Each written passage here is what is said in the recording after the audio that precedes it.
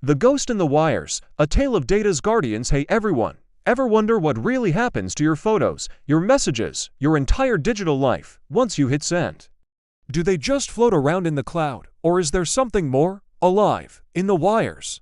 Well, let me tell you a story about a kid named Emeka and a hidden world that few ever see. Emeka lived in Lagos, a city thrumming with energy, much like the internet itself.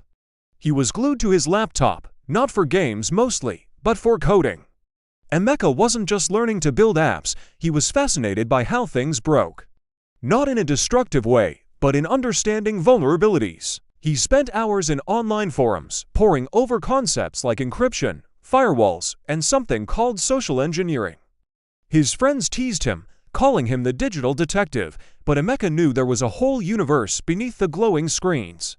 One sweltering afternoon, his aunt, a small business owner, burst into his room, panic etched on her face. Her computer was locked. A terrifying message glowed on the screen. All your files are encrypted. Pay $500,000 or lose everything. It was a ransomware attack, a digital kidnapping of data.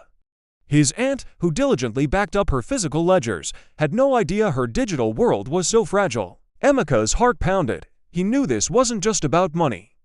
It was about years of hard work, customer records, and her entire livelihood. He felt the weight of her trust. This wasn't a game. He started his investigation. He explained to his aunt that the attackers likely tricked her into clicking a phishing link, a deceptive message designed to steal information or infect her system.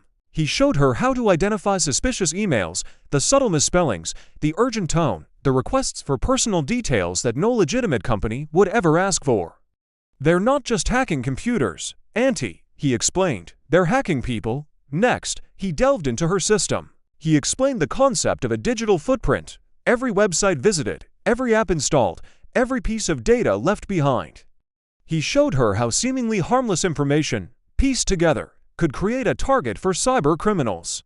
He looked for clues, scanning logs, tracing the digital breadcrumbs the attackers left behind. He talked about Trojan horses, malicious programs disguised as legitimate software, and viruses that replicate and spread. Days turned into nights. Emeka discovered that a simple unpatched software update had been the gateway. He explained that just like locking your doors, you need to keep your software updated to patch vulnerabilities that hackers exploit. He also taught her about strong passwords, not just 123,456, but complex combinations of letters, numbers, and symbols that make it nearly impossible for automated programs to guess. He then contacted a group of ethical hackers he knew online, a community dedicated to defending the digital world. Together, they worked tirelessly, using their combined knowledge of network security and digital forensics. They couldn't always recover the files without paying the ransom, but in some cases, with persistence and deep technical skill, they could exploit weaknesses in the ransomware itself. In a thrilling turn of events, they found a small flaw in the ransomware variant that had attacked his aunt's system. It was like finding a single loose brick in a seemingly impenetrable wall. Using a specialized decryption tool shared by the ethical hacking community, they slowly, carefully, began to unlock her files. When the last file was decrypted, and his aunt's relieved tears flowed, Emeka felt a profound sense of accomplishment.